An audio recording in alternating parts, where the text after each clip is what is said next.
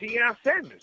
Yep. When Prime wanted to be a rapper, he said, I want to be a rapper. He had an agent named Gene, was a great dude, rest in peace, Gene. I spent over $500,000 of my own money. I put guys in the studio, I paid Dallas Austin, I did all these songs, did everything. Wow. Then one day he came to me and said, well, you know, Prime deal with Nike, and Death Row is a black-owned company, and we don't want to really deal with a black-owned company, even though you paid for everything and you signed, we signed to you, put us on the Interscope label brand. So I go to Jimmy and say, look, I paid for everything, the contract's with me, but could you put him out on Interscope? They're like, oh yeah, I do that for you, anything for you, Mr. Knight. And so if Prime performing somewhere, I'm taking a private plane to make sure everything's good. But not one day did anybody give me $1 back. That's crazy. Not one time. So you know Deion Sanders was signed to Death Row originally. He was only signed to Death Row. Must be the money that they play on commercials and all that shit. Those checks have been coming this way, you know? Wow. Hey, this is Joker News here speaking. We're back to keep you updated with some live juicy news. You know, we got the Tupac murder suspect of Dwayne Keefe Davis pleads not guilty in the Vegas courthouses. Yeah, let's jump right into this. Hit that like and subscribe. Let us know where you're all from. Let's jump right in. A former gang member charged in the 1996 murder of hip-hop star Tupac Shakur pleaded not guilty on Thursday in a Las Vegas court. Now, Dwayne Keefe Davis, who police said was long suspected in the murder and began implicating himself in a series of public statements in recent years, responded not guilty when asked by Clark County District Judge Tierra Jones if he wanted to enter a plea. Now, Davis was indicted in September by a Clark County grand jury and arrested in Las Vegas for Shakur's drive-by shooting death, a long unsolved crime that became a defining moment in the history of rap music. Now, Dwayne Keefe Davis appeared in court for Tupac's murder a day ago. Now, Davis was charged with one count of murder with a deadly weapon for his alleged role in leading a group of men to kill Shakur in a drive-by shooting near the Las Vegas Strip. Now, Shakur, widely regarded as one of rap music's greatest artists, who was also one of its most commercially successful, selling more than 75 million records worldwide. Now, authorities said Davis orchestrated a plot to avenge the beating of his nephew Orlando Anderson inside the MGM Grand Garden Arena by Shakur and members of his entourage on the night of September 7, 1996. Now, just hours before the shooting, at a news conference after Davis' arrest, police showed hotel security footage of several men kicking and punching a person they identified as Anderson near a bank of elevators before security personnel broke up the altercation. Now, that incident, police said, led to the retaliatory shooting and death of Shakur. And that's sad right there, because he tried to help his own people out too, but they tried to betray him and set him up. Now, after retaining a gun from an unnamed associate, Davis, along with Anderson and two other men, Terrence Brown and DeAndre Smith, got into a white Cadillac and rode off to find the black BMW that was carrying Shakur. Now, police said when Davis and the others caught up to Shakur's vehicle, shots were fired from the Cadillac into the passenger side of the BMW. Now, Shakur struck 4 times. He died in hospital 6 days later at the age of 25. Now, authorities have not said who actually fired the gun at Shakur. The 3 others in the Cadillac with Davis have all since died. Now, by the bone and the bone knee pain, try this, says Top Doc. Mr. Joint Patch and Shakur was best known for raw lyrics laced with violence and profanity describing life in the ghetto. Now, he was no stranger to trouble, having spent much of the last 2.5 years of his life in and out of court, jail, or hospitals.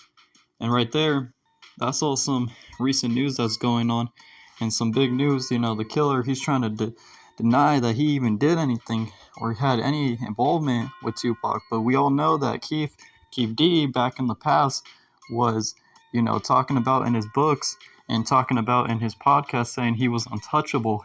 And, you know, that right there is what was his downfall, because he was, you know, thinking he was on top of the world and nobody can get him. Now, the notorious B.I.G., the rapper whose deep-bellied delivery thrusts hip-hop forward and earned him designation as one of rap's all-time greats, have proven a fount of fascination since his shock and murder at the age of 24. Now, Brooklyn's favorite son is the subject of an intimate documentary entitled Biggie, I Got a Story to Tell, that draws upon candid interviews with his closest family members and his friends, set for release. Now, the feature-length look into the astronomic ascent and heartbreaking death of the artist, born Christopher Wallace, comes nearly a quarter century after he was gunned down in a drive-by shooting as he visited Los Angeles on March 9, 1997, having released just one studio album, Ready to Die, in his lifetime. Now, it's a sequel, Life After Death, and it came out 16 days after the rapper was slain. Now, the estate-approved film co-produced by his mother traces Biggie's brief but explosive life, a Catholic schoolboy raised by a Jamaican immigrant in Brooklyn's Clinton Hill neighborhood who went from king of the corner, selling dope, to overnight rap sensation with an edible influence. Now, it renders a sympathetic portrait of a man who desired the trappings of fame and success, but also security for his family. An artist whose creative energies made him the pride of his city.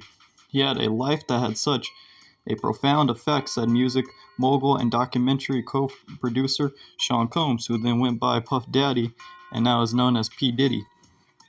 Now, it really gave birth to the future of the hip-hop industry, featuring sweeping pans of 1980s and 1990s New York Biggie, and it also takes viewers to Trelawney, Jamaica, the home of the musician's mother, Voletta, that he visited each summer as a child, where his 96-year-old grandma still resides. Now, his friend Hubert Same described how a young Biggie would return from those trips to the Caribbean with different types of music, country, reggae, and funk, and new sounds that helped him develop a producer's ear for beats and rhythm. Now, Donald Harrison, a neighbor, mentor, and jazz saxophonist, recounted Biggie crafting rhymes that mirrored the snare drum of a bebop beat. Now, training that played into the artist's singular vicious flow, you can hear that Notorious B.I.G. was ascending those notes and rhyming in a way that exudes all the finer qualities of a bebop drum solo. And it was incredible, because in the documentary, it also paraphrases Biggie's seedier side with frank interviews from the friends he made as a teenager in the years together selling, drugs and dope. Now, seeing his prodigy's focus divided, Diddy describes asking Biggie to choose between music and the quick cash made dealing. Now, friend Damian Butler recalls a story of Voletta cleaning her son's room and scraping a plate into the garbage, asking, "Yo, why are you leaving all these hard mashed potatoes in the plate?" Now, the rapper's mother describes her son kneeling at her bedside one morning and telling her he was going to chase a future in music. "And who's going to help you, Christopher?" she asked. Now, he said, "This guy named Puffy," Voletta laughs. "Goddamn Puffy?" The shooting death of Biggie's friend Oli is among the threads that carries the documentary from the rapper's humble beginnings to the top, shock and grief that shook the artist in a way that his friends and lovers said overwhelmed him again.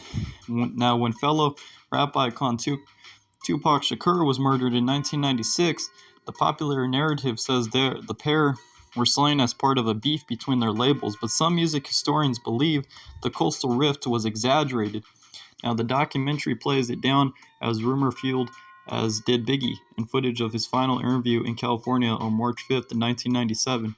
Now, after dismissing chatter over a rap clash as heresy, Biggie says that his plans is to continue to keep making those songs that make you dance and make you groove and have kids.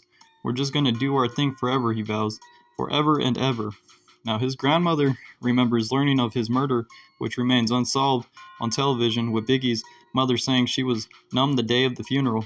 It was the epic procession that took her son's body across New York and drew thousands into the streets that drove home for her just how adored he was. Now, every once in a while, it hits me that I won't see my little buddy no more, says the jazz musician Harrison.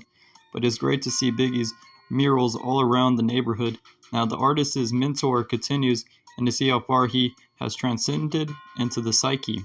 Now, he's an icon of the world now.